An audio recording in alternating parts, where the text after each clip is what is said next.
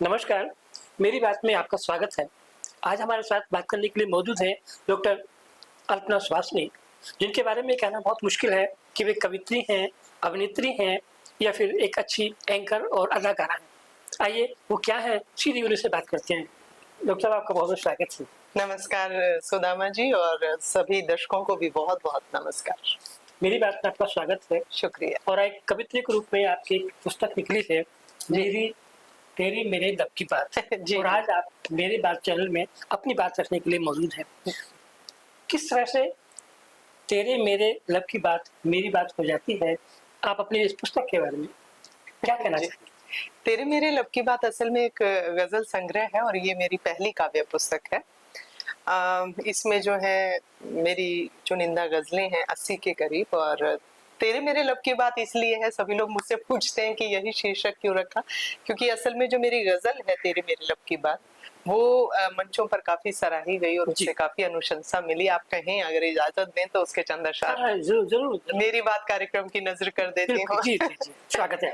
कि तेरे मेरे लब की बात, वाह, तेरे मेरे लब की बात कैसे कैसे बन गई सबकी बात। वाह, तेरे मेरे लब की बात कैसे बन गई सबकी बात, और मैंने चाहा तब की बात। वाह, मैंने चाहा तब की बात, वरना तुमने कब की बात। बहुत खूब, बहुत और याद है उसको आज का दिन, याद है उसको आज का दिन, भूल गया वो तब की बात। बहुत खूब, बहुत अच्छी। छीन के मुझसे ये दुनिया, छीन कर मुझसे ये छीन के मुझसे ये दुनिया, पूछे वो ये कब की बात। और हमारे यहाँ जो खाप पंचायतें होती हैं सुदामा जी, उन पर कहती हूँ कि फिर पंचायत बैठ गई। फिर पंचायत बैठ गई, होगी बेमतलब की बात। अपनापन खो बैठोगे, अपनापन खो बैठोगे, छोड़ो भी मजहब की बात। तेरे मेरे लब की बात कैसे कैसे बन गई सबकी बात। बहुत खूब। ये आपने एक कवित्री के रूप में डॉक्टर सुहासनी जी का एक अलग अंदाज देखा। आप कई फिल्मों में आपने काम किया है, आपने हरियाणा वेब सीरीज में काम किया है और आप मंचों के लिए आप टीवी में आकाशवाणी में एंकर के रूप में काम किया है। आखिर हम किस रूप में डॉक्टर अल्पना सुहासनी जी को जाने कि वो एक एक्टर हैं, वे एक एक्ट्रेस हैं, वे एक कवित्री हैं, किस रूप में आपने आपको पसंद किया? ये बड़ा ऊहापोह और असमंजस वाला प्रश्न है सुदामा जी, मैं खुद भी नहीं समझ पाई हूँ। लेकिन बचपन से ही चूंकि लेखन का भी शौक रहा कि पिताजी जो थे स्वर्गीय श्री निर्दोष हिसारी जी, वो ख्याति नाम शायर और रचनाकार रहे हरियाणा के। तो बचपन जो है मेरी आंखें ही किताबों के बीच में खुली, पूरी एक लाइब्रेरी घर में। साथ ही साथ जो है शायद आवाज का गुण भी माता पिता से ही आया, तो आकाशवाणी और दूरदर्शन से संबद्ध रही और उसी के चलते रास्ता मंच संचालन की ओर निकला। और फिर अभिनय जो है वो थिएटर करती थी, थिएटर का बड़ा शौक रहा, बहुत किया तो वो अभिनय की दुनिया में। तो ये सब शायद मेरे ख्याल से कला की सभी विधाएं जो आपस में गुंथी हुई है, तो सभी में संतुष्टि मिलती है, आप जैसा उचित समझे। तो ये माना जाए कि जो कविता का गुण है वो एक अनुवांशिक रूप में जी, आपके बाबूजी श्री निर्दोष हिसारी जी नामांकित कवि रहे जी, उनकी कोई दो लाइनें जो आपको बहुत अच्छी भाती हो, बहुत अच्छी लगती हो, जो लोकप्रिय हो, कुछ गुनगुनाना चाहेंगे हमारे दर्शकों के साथ? हाँ, पिताजी का जो मूल भाव रहा ना, वो अव्यवस्थाओं का विरोध वो करते रहे हमेशा। और खुददारी का जो भाव था जो हम लोगों को आगे विरासत में भी मिला है, वो उनकी रचनाओं में अक्सर झांकता रहा कि खुददारी को कलुषित करके जग में वैभवशाली हो लो, इन शर्तों पर जीने से तो मुझको मरना सुखकर होगा। अब तक हमने कई फिल्मों में काम किया है, कई वेब सीरीज में काम किया है।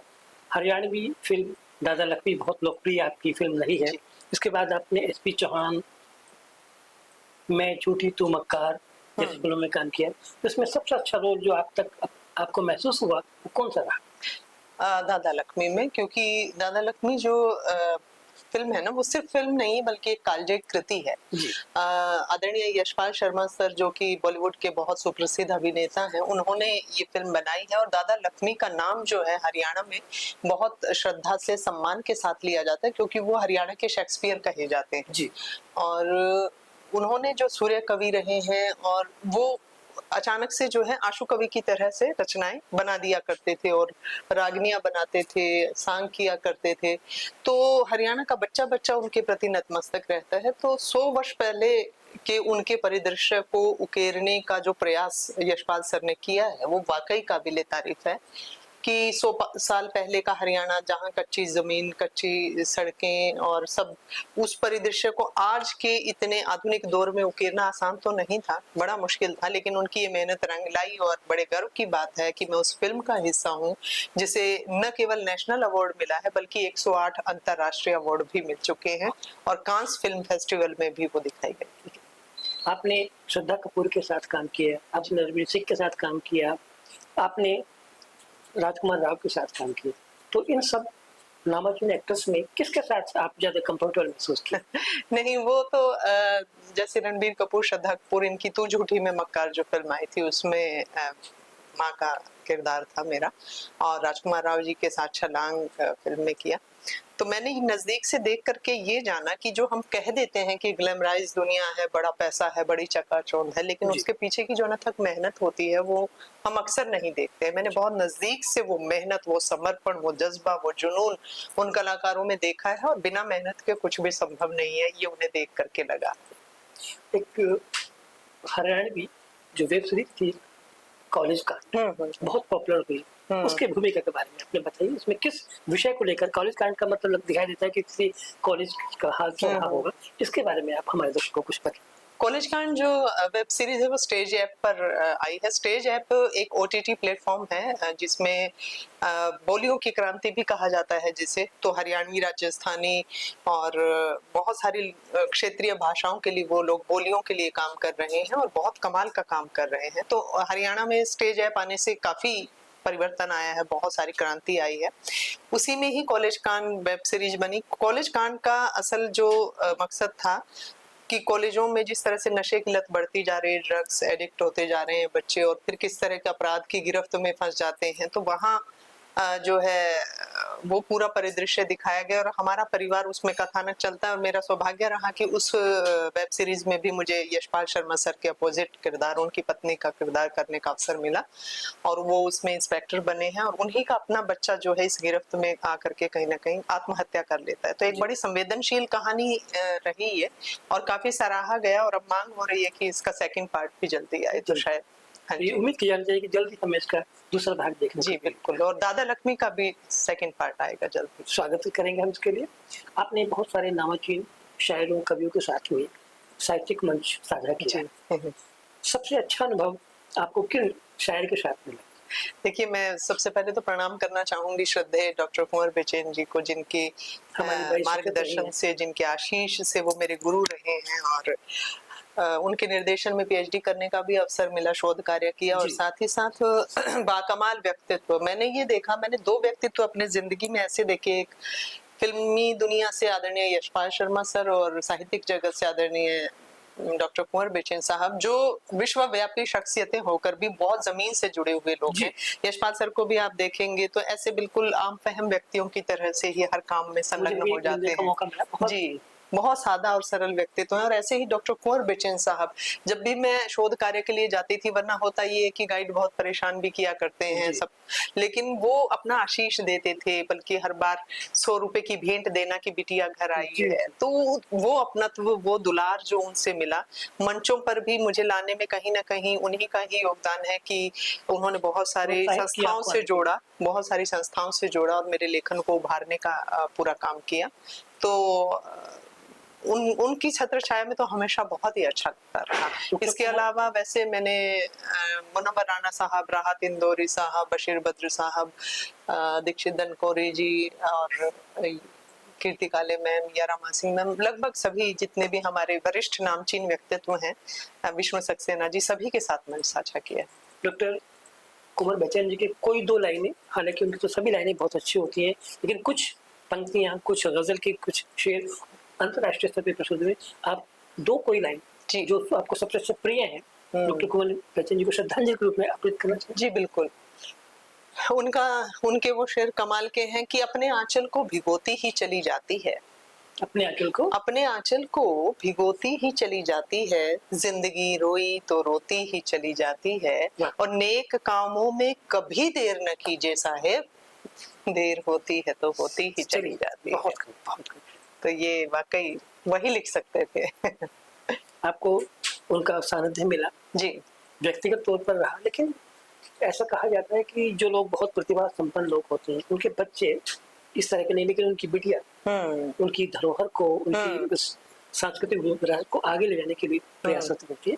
हमारी शुभ शुभकामनाएं है कि उनका जो साहित्यिक संपदा है उसको और आगे आप जैसे नहीं, शिष्य लोग, वाकई बाकी लोग और उनको आगे बढ़ाएं। वंदना दीदी के जज्बे को मैं सलाम करना चाहूंगी, जिस तरह से उन्होंने साहित्यिक विरासत को सहेजा है, संभाला है। हर साल वो एक इतना बड़ा आयोजन करती हैं, साल में 2 गोष्ठियां आयोजित करती हैं, और घर को भी बिल्कुल सहेजना, मायके के घर को भी। और इतने सालों से चूंकि प्रगीत भैया तो बाहर रहते थे, तो जीजा जी और दीदी जिस तरह से हर जगह खड़े थे साथ में आदरणीय डॉक्टर कुंवर बेचैन जी के, और मेरा सौभाग्य रहा कि इतनी नजदीक से बेचैन सर को जानने का अवसर मिला। उनका अंतिम जो साक्षात्कार था वो भी मुझे ही मतलब करने का अवसर हाँ मिला। वो हालांकि वो मैं नहीं चाहती थी, ऐसा तो नहीं सोचते हम कि अंतिम होगा ये, लेकिन उस दिन बहुत खुल करके बोले, वो सभी विषयों पर बहुत खुल करके उन्होंने अपनी बात रखी, और अपनी अंतिम इच्छा भी उस साक्षात्कार में उन्होंने जाहिर की थी। पता नहीं क्या प्रकृति का संदेश था, क्या था, संकेत था। क्या इच्छा थी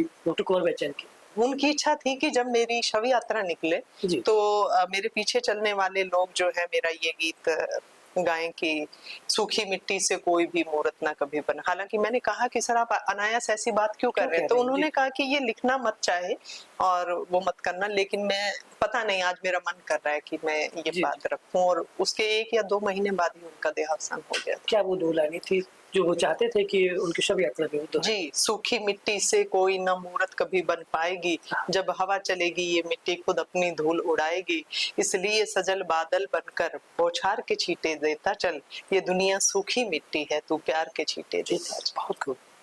उनके बारे में कालजयी गीत है उनका। जी जी, उनके बारे में जो कहा जाए वो कम है। बिल्कुल। अब एक आगामी रूप में आपको हम किस रूप में देखना चाहेंगे?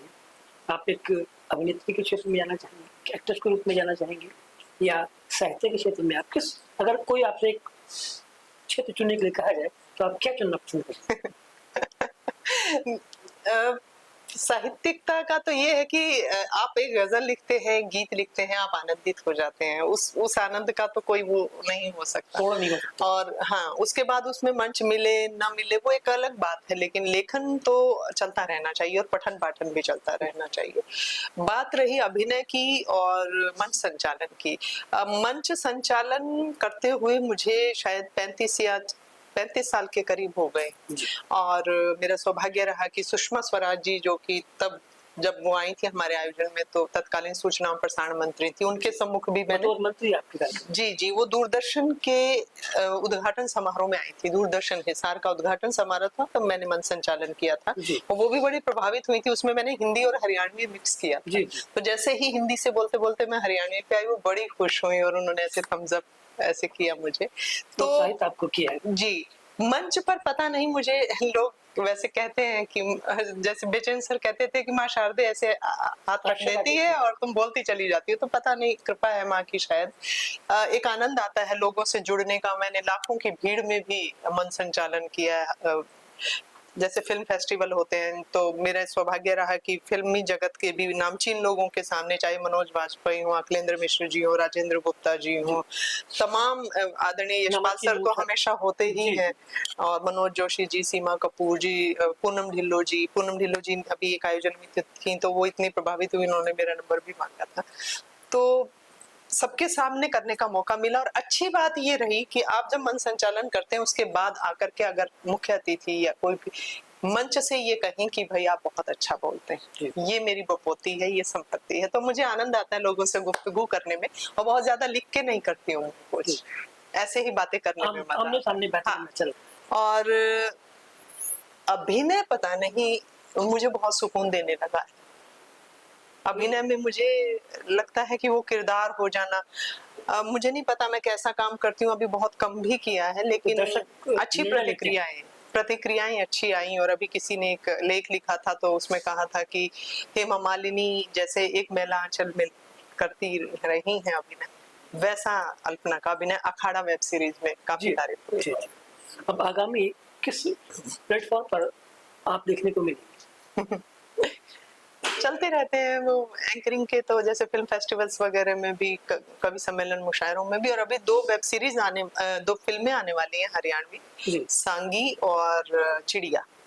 चिड़िया जो प्रोजेक्ट है उसमें मेरा कैंसर पेशेंट का रोल है। अच्छा। और देखते हैं कैसा रहता है, बट अच्छी तारीफ आ रही है, बन गई है, तैयार है, वो अभी पहले फिल्म फेस्टिवल्स में जाएगी। जी।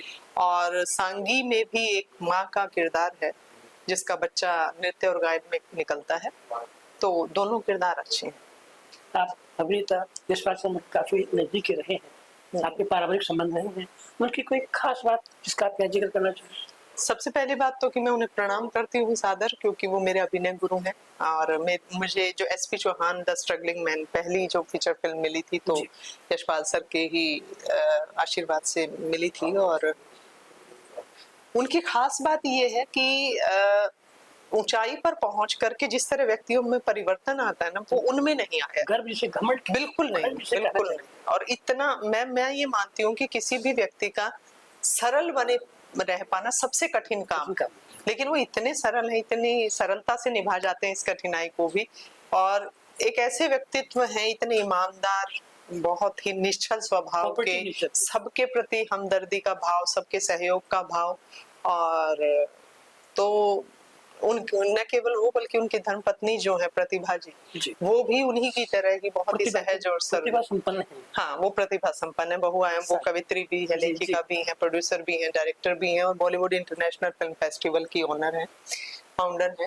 तो दोनों ही पति पत्नी बहुत रचनात्मक और बहुत सहयोगी हैं, कमाल की शख्सियत। आजकल जो कविताओं का जो मंच है वो बहुत निरस होता जा रहा है। पहले जब कोई नए कवि कवित्री आते थे तो जो दरवेश लोग होते थे उनको बहुत प्रोत्साहित करते थे और चुपके से बाद में खामियां बताते थे। लेकिन आजकल देखते हैं कि कई लड़के बड़ा अच्छा लिखते हैं, ट्रेंडिंग भी रहते हैं, लेकिन गहराई उनमें नहीं होती है और कोई उनको बताता भी नहीं है। ऐसा क्यों? क्या इसको सीनियर्स में और जूनियर्स में जो गैप है, ये ऐसा क्यों है? आप क्या मानते हैं, इसका कारण क्या हो सकता है? देखिए, टेक्नोलॉजी का दौर है, टेक्नोलॉजी का युग है। आज के जो बच्चे हैं ना, वो 2 पंक्तियां लिख करके वायरल होने की उम्मीद पाल लेते हैं बहुत जल्द। वो मैथमेटिकली सब सीख लेते हैं, मात्रा गणना और सब, लेकिन जो संवेदना है, जो मर्म है, कविता के लिए कितना पढ़ा जाना चाहिए, लिखने के लिए कितना पढ़ना जरूरी है, साहित्य धर्मिता क्या है, तो वो उन सब में नहीं जाना चाहते। और शायद बताने वाले तो आज भी हैं, अच्छे नामचीन व्यक्तित्व हैं आज भी हमारे साहित्य के वरिष्ठ व्यक्तित्व, जो सिखाना चाहते हैं, लेकिन सीखने की ललक कम हुई है बच्चों में, उन्हें सीखने की वो करनी होती है। और एक वायरल हो जाने की प्रवृत्ति ने बहुत विनाश किया है, कि एकदम रातों रात सिद्ध नहीं होना चाहते, प्रसिद्ध होना चाहते हैं। आजकल उर्दू में तो गजल है, लोग उसके एक अपना शामिल होते हैं, पसंद किए जाते हैं, लेकिन हिंदी में बहुत सारी विधाएं, कविता है, गीत है, गजल है। तो आज के जो युवा पीढ़ी है वो गजलों की तरफ, हिंदी गजलों के प्रति अधिक आकर्षित होती है। गीतों के लिए, कविताएं तो लोग दूर भागते हैं। आप इस बात से कहाँ तक सहमत हैं? हाँ, ये सत्य है, गजलों का दौर काफी चल रहा है। और पर चूंकि मैं खुद गजलकार हूँ, मैं इसमें क्या कहूँ, लेकिन ये है कि गीत जो है ना, वो डॉक्टर कुंवर बिचन कहते थे कि तप है, साधना है जी। और गीत, एक एक गीत 6-6 महीने का समय ले लेता है। तो मैं वही कह रही हूँ ना कि वायरल होने के, जो आपका एक शेर हो जाता है, आप तुरंत वीडियो बना के अपलोड कर देते हैं जी। उस प्रवृत्ति की वजह से भी कहीं ना कहीं गीत का नुकसान हो रहा है, साहित्य का नुकसान है। हाँ। मंचों पर आजकल क्या होता है कि कवि तो बुला ले जाते हैं, लेकिन शॉर्ट टाइम्स के लिए होता है, कुछ घंटों के लिए होता है। इसके बाद भी जिन कवियों को लोग सुनना चाहते हैं उनका नंबर बहुत बाद में आता है। और चूंकि आजकल समय का सबके पास अभाव है, तो गिनती के गिने चुने लोग रहते हैं। तो ये प्रवृत्ति एक कवित्री के रूप में किस हद तक उनको खलती है? क्योंकि लोग, हम चाहते हैं कि जो हमें सुनने के लिए बहुत बड़ी भीड़ इकट्ठा हो। पहले कई के हजार होते थे, अब कुछ 100 होते हैं, और जब नंबर आता है तो कई बार ऐसा भी देखने को मिलता है कि कुछ ही लोग रह जाते हैं ऑडियंस में। तो क्या माना जाए कि साहित्य के प्रति लोगों की लगन कम हो गई, चाहत कम हो गई, या फिर वो कई बार देखते हैं कि कुछ लोग वो घिसे पिटे अंदाज में अपनी 10-20 गजलें, शेरों को ही हर जगह वही परोसते हैं, तो उससे भी उनका आकर्षण कम हुआ है? तो क्या कारण है कि लोगों में सुनने की प्रवृत्ति तो है, लेकिन वो अब इंतजार नहीं करते, पहले इंतजार करते थे। सब्र कम हुआ है। जी। मेरा ये मानना है कि हम जो है ना ऐसे दौर में है जहाँ अब रील्स का युग है। कुछ Shorts कुछ आते हैं। सेकंड्स की, हाँ, रील्स देखने के हम इतने आदी हो गए हैं कि पूरी आधे घंटे की शॉर्ट मूवी भी नहीं देखना चाहते, 3 घंटे की फिल्म तो देखना 2020 तो में बहुत दिखा ही, सकते हैं। हाँ, 2020 का युग चल रहा है। ऐसे में कविताओं में भी यही हुआ है कि रील्स आती रहती हैं, एक एक गजल की, एक एक गीत की या कुछ, तो वही देख देख के आजकल साहित्यिक मंचों पर देखते हैं कि कवि तो होते हैं, लेकिन उनकी उम्मीद के मुताबिक दर्शकों की बहुत कमी होती है।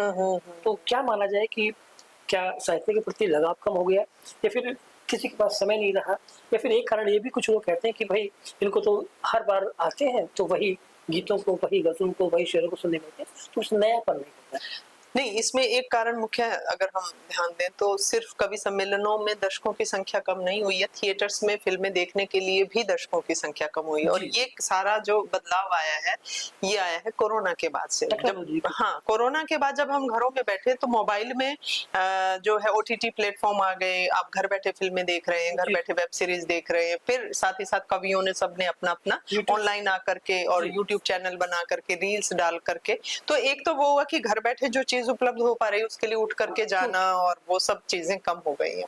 दूसरा ये कि जब आते भी हैं कवि सम्मेलनों में लोग, तो वो क्या करते हैं कि आएंगे देखने के लिए, और जो जो लंबा खिंचता चला जाएगा कार्यक्रम, वो बीच में दौड़ लेते हैं। वो जो संस्कार हुआ करता था कि जब तक कार्यक्रम के अध्यक्ष तक बात नहीं जाती है, वो नहीं पढ़ लेते हैं, तब तक नहीं उठना, ये हमारे संस्कारों में था। आप ये छोड़िए सुदामा जी, दर्शकों की तो बात छोड़िए, मंच पर लोग पढ़ पढ़ कर चले जाते हैं। हाँ, हाँ, कई बार होता है कि वो भी जिनको अध्यक्ष तक जाते हैं, खुद कहते हैं कि मुझे मेरी फ्लाइट है, मुझे जाना है, और वो लिफाफा लेकर चले जाते हैं। तो इससे भी कई बार लोग थे, पहले सीनियर की जूनियर के हिसाब से लोग मिलता था कि उनको सुनेंगे। बड़े लोग होते हैं जिनको सुनने का लोग इंतजार करते हैं, उनको उसके बाद में सुनाया जाता है। अब क्या होता है कि भाई हमें पहले पढ़वा दीजिए और बाकी लोग नहीं करते। एक सवाल और मेरा यहाँ पर है कि कई बार जो शुरुआत में नए लोग आते हैं, उनको अच्छा पढ़ते हैं, उनको एक्शन मिलता है, तो कहते हैं कि एक और सुना दूं, एक और सुना दूं। इस तरह करके वो जो पहला कविता का, गजल का जो प्रभाव होता है वो खत्म हो जाता है, और दूसरा उसके मुकाबले में हल्की होती है और टाइम भी खराब हो जाता है। इस बात से आप ये तो आपने ही जवाब दे ही दिया कि चयन बहुत महत्वपूर्ण है कि आप कैसे बात शुरू कर रहे हैं, और जितना आप कम सुना करके बैठ जाएंगे ना, उतनी प्यास छोड़ देंगे, तो लोग और सुनना चाहेंगे। लेकिन अगर आप पहले ही भरपूर कर देंगे ना, वो दोबारा नहीं सुनना चाहेंगे, तो वो प्यास छोड़ देनी चाहिए। तो ये माना चाहिए कि जब लोग कहे कि भाई एक और, तब सभी सुना चाहिए, अनावश्यक नहीं कि मैं एक और सुना दूं, ये प्रवृत्ति गलत है। जी। आपकी मेरी तेरे लब की बात काफी समय पहले आ चुकी है, अब दूसरी पुस्तक हमें डॉक्टर सुभाष जी कब देखने को मिलेगी? जी हाँ, मैं सोच रही हूँ अभी कुछ एक पुस्तकें मुझे पिताजी की पुनर्प्रकाशित करवानी है। उनका प्रबंध काव्य है मृत्युंजय महावीर, एक तो उसका पुनर्प्रकाशन, एक उपन्यास है व्याकुल लहरें, उसका पुनर्प्रकाशन कराना है। और बच्चन जी, हरिवंश राय बच्चन जी जो हैं वो डैडी के गुरु रहे, साहित्यिक गुरु, तो वो पत्र भी उनके काफी सारे हमारे पास है, तो उनकी भी एक पुस्तक प्रकाशन की योजना है। तो ये सभी काम करने हैं, और साथ में मेरी एक गजलों की लगभग तैयार है पुस्तक, और कुछ गीत और मुक्तक लिखे हैं उनके भी। तो ये माना जाए कि बहुत जल्दी हमें अच्छा साहित्य पढ़ने को मिलेगा। आप हमारे दर्शकों के साथ इंटरेक्ट हुए, उनको क्या संदेश देना चाहेंगे? बस वही है कि ये जो जितनी भी हमारे शौक हैं, इन्हें जिंदा रखिए। आधुनिक युग है, तकनीकी युग है, इतने भी मशीनी न हो जाएं कि संवेदनाओं को समझना बंद कर दें। जरूरी है कि एक दूसरे से जुड़े रहें, कनेक्ट रहें, और संवेदनाओं को समझते चलें। मैंने एक गजल में कहा भी था कि बेजुबां इस शहर की मैं ही जुबां हो जाऊंगी। बेजुबां इस शहर की मैं ही जुबां हो जाऊंगी, चल पड़ी तन्हा भी घर तो कारवां हो जाऊंगी। या फिर एक जगह मैंने कहा था कि माँ का ये आशीष फलेगा, अपना सिक्का खूब चलेगा।